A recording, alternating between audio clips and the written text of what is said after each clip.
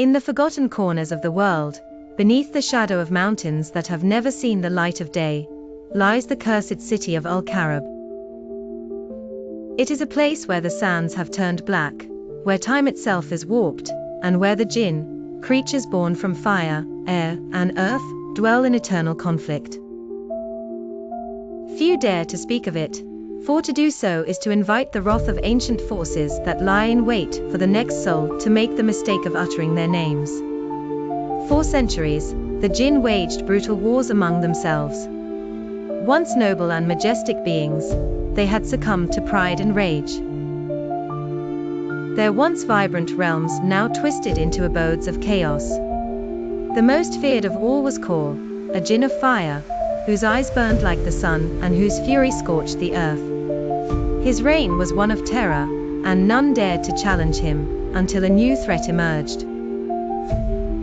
Azrath, a Djinn of the storm, had once been a friend to Khor, but their friendship shattered when Azrath's brother, a peaceful Djinn named Idris, was murdered by Khor's forces in a senseless act of cruelty. Consumed by grief and fury, Azrath vowed revenge. He summoned the dead from their graves, and with his new army of vengeful spirits, he marched to Al-Kharab. His heart was black with rage, and the winds howled in anticipation of the destruction to come. Azrath's army arrived at the gates of the cursed city under the cover of night. The sky above swirling with violent storms. Lightning split the heavens as thunder rumbled through the desert, shaking the earth beneath them. The ground beneath the ancient city cracked open, and from the fissures emerged monstrous Djinn, beasts of shadow and flame, twisted by centuries of conflict. The battle was unlike anything the world had ever seen. The very air crackled with magic, and the city was consumed by fire and darkness. Azrath fought with unrelenting fury, his storm winds tearing apart Khor's fire-wielding warriors. Each clash was a symphony of destruction. Fiery blasts collided with torrents of rain and wind, and the ground shuddering as the Djinn unleashed their wrath. Khor, not one to cower in the face of battle, rose to meet Azrath in a fierce duel. Their powers clashed in a cataclysmic explosion, sending shockwaves that split the mountains. The very earth trembled as the two titans fought in the heart of the city.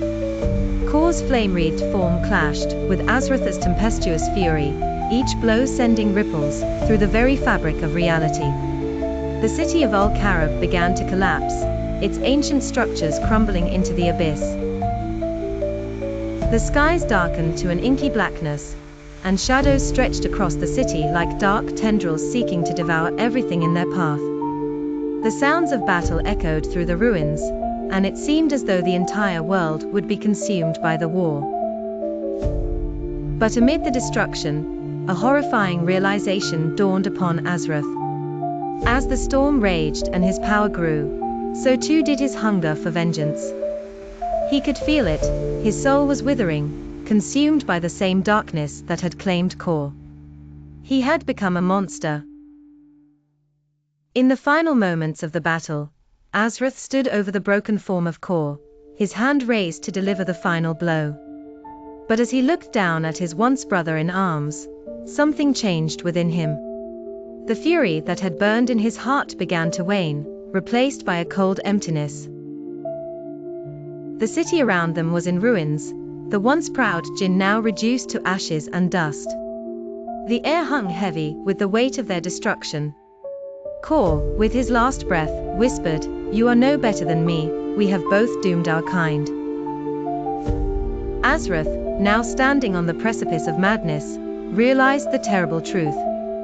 He had sacrificed everything, his honor, his soul, his very being, in pursuit of vengeance. In the end, it had all been for nothing. He had become the very thing he sought to destroy. But there was still time. In that moment of clarity, Azrath called upon the remnants of his power. He reached deep into the heart of the storm, summoning the forces of nature itself. With a final, desperate cry, he shattered the bonds of his own rage. The winds died down, the flames extinguished,